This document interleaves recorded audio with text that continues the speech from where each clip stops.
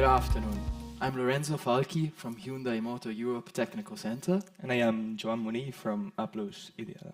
And together we will present a comprehensive methodology for optimizing suspension systems in complex ride comfort and lateral dynamics applications. But before heading in the technical and the details, a brief overview of who we are. So, HMETC is the European R&D Technical Center for Hyundai, Kia, Genesis. We have two main locations. First one is in Rüsselsheim. Maybe some of you know us. And we are placed near to Frankfurt Airport, where we have recently opened a new campus. And then second one in Nürburgring, the heart of N brand development. So, for those who don't know IDIADA, we are an engineering partner to the automotive industry, so we're providing complete solutions to product development projects. So at the end, we're more than 3,000 employees right now, around 24 countries. We have first-class state-of-the-art testing facilities and driving through constant innovation. So, Yeah, thanks, Joan, for the introduction. So now let's move to the content of this presentation. We will start by introducing the framework of this project. Then this will be followed by an overview of the development process that we have adopted. Lately, my colleague Joan will give then a highlight on the technical challenges that we have faced. And finally, we will present the results of our work, and we will try to answer the question, have we managed to achieve zero prototypes? So, as chassis designers, when we think about ride comfort, scenarios like highway driving, rough road, together with KPIs concerning longitudinal and vertical acceleration come to our mind. In contrast, handling is more linked to track driving, lane change, and everything that is concerning yaw and lateral dynamics. In HMETC, we treat the two performance as a trade-off, one of each other, and I would say really rarely we focus on combined scenarios. But as we all know, actually when we are in real driving conditions, road asymmetries or single-sided events such a pothole, a cleat, can actually provoke a lateral motion in our vehicle while we are in a more typical and I would say more traditional ride comfort scenario. So here comes the critical point. How can we ensure top-class performance in such scenarios? We need to clearly extend our field of view, but which development process should we follow? And what are the technical challenges that we will face? So let's start this journey and let's try by answering the first question on which development process should we follow. We have the usual, I would say, test-based pure approach where we generally kick off with a subjective and an objective evaluation of our test vehicle versus the competitors. This will be clearly then followed by a KPI target settings. And based on this, then finally we will start with the usual suspension elements, tuning via, directly on the road. And as a drawback, clearly we will focus and we will have a pure trial-error approach. Then, once we have achieved the final setup, we will do the usual objective remeasurements and the subjective confirmation. But as we all know here, what are the critical points of such an approach? First, it's time and cost efficiency. And second, this strongly relies on engineering experience. There's very limited possibility to explore the full design scenario. So, how could we overcome such a process? Clearly injecting multi-body simulation and driver in the loop. But, Joan, what are the technical challenges of such an approach? Yeah, thank you, Lorenzo. So we need to ask ourselves some questions. First of all is how we can accurately represent this complex scenario that in the end involves a ride event, but is also coupled with this some transient lateral and yaw dynamics. After that, we need to understand how we can translate that into the driving simulator. Finally, we need to develop a robust methodology in order to assess and optimize this new performance area. In order to do that, I will guide you through this virtual development process and try to answer to all these questions. So, yeah, let's get started. First of all, we need an accurate representation of the vehicle, a digital twin. Once we have that, we'll be in position to understand the performance through this virtual model. Finally, we'll be able to propose some real solutions to be implemented in the model. Here, in each and every step, driving simulator will be key. So let's start with the first, and let's ask ourselves a question again. How we can accurately represent such a complex scenario? So remember that this is a ride event, a complex ride event, that will trigger some lateral and yawing motions in your vehicle. So for accurately representing that, we need a multi-body model. In our case, an Adams car model, with the following key features. First of all, they use flexible bodies for both chassis and suspension elements. Also, an accurate modeling of components, such as rubber elements, at both static but also dynamic level. And finally, we need to use a physical tire model.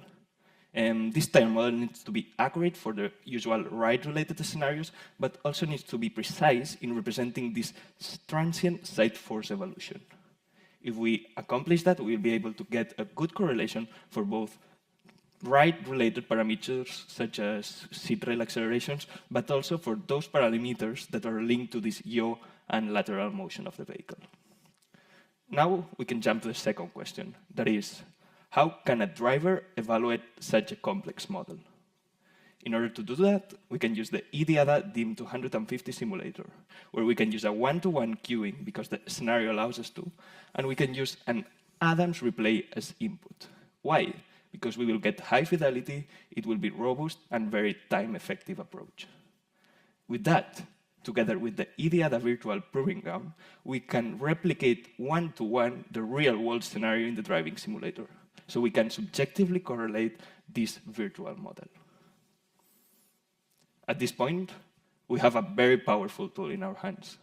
We can use this simulation model in order to understand this performance area. We can monitor a lot of channels, like tire forces, slip angles, that in other way, in a physical vehicle, will be either difficult or costly to measure. We can also use this model to perform sensitivity studies and confirm which are the main contributors to this performance area. So let's say that, for example, we have 3 main contributors, and each of them is being affected by several parameters.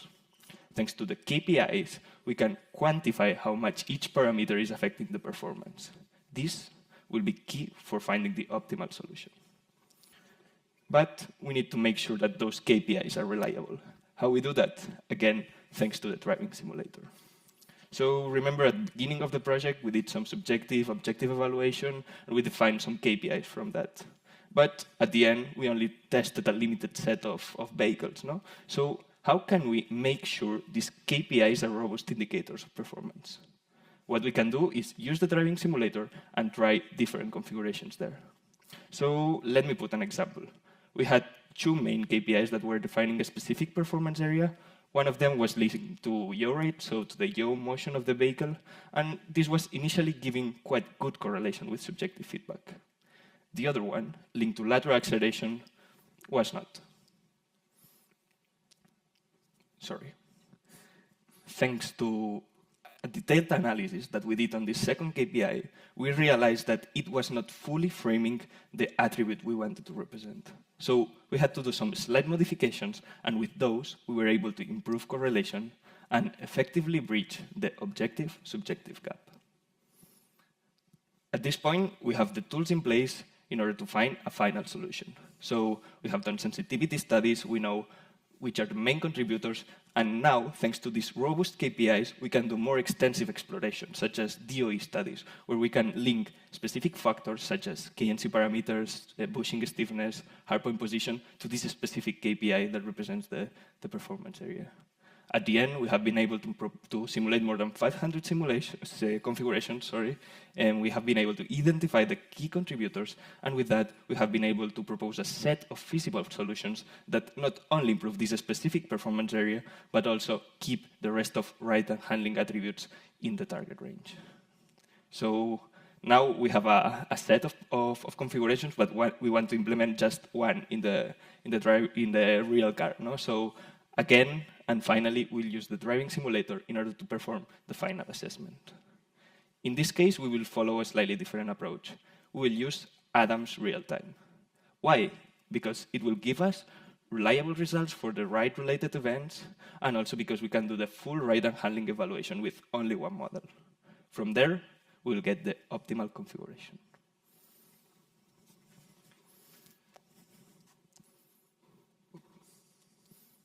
So, thanks, Joan, for the brilliant overview.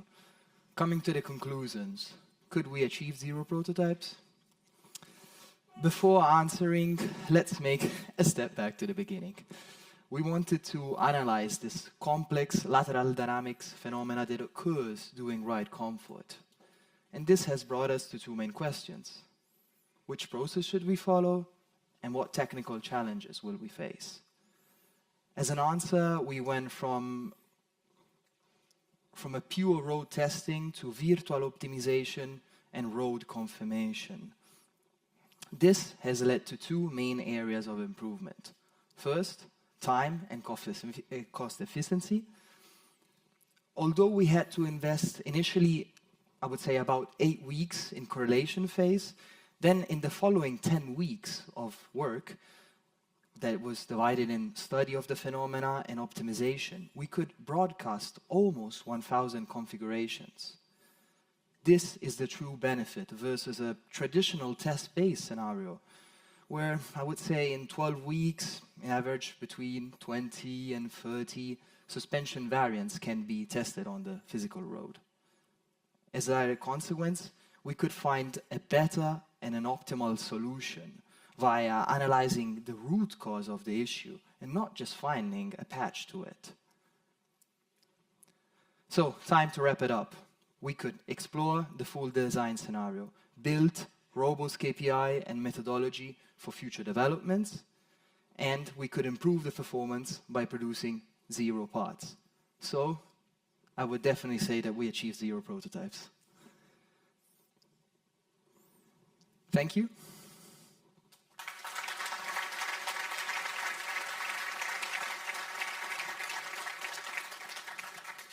We're not over, I'm sorry for you. Need to keep you other 2 more minutes. So now, how can we expand and break those boundaries even more? For this reason, I would like to invite on stage Guido Tosolin, Senior Manager at Applus IDIADA.